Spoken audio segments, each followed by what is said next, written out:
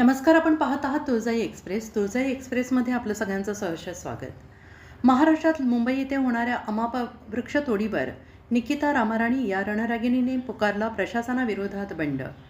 उमरगाव लोहारा प्रतिनिधी आदिनाथ भालेराव.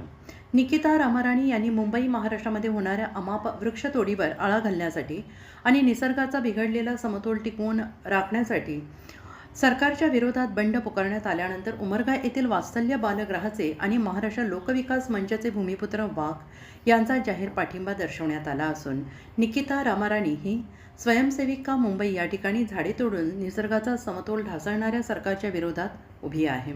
गेली 25 वर्षांपासून महाराष्ट्र लोकविकास मंच या संघटनेसोबत ती कार्यकर्ते आहे. वात्सल्य बालगृह उमरगा येथील मुलांना मदत करण्यासाठी गेली 10 वर्ष त्यांनी खूप अथक परिश्रम घेतले आहेत.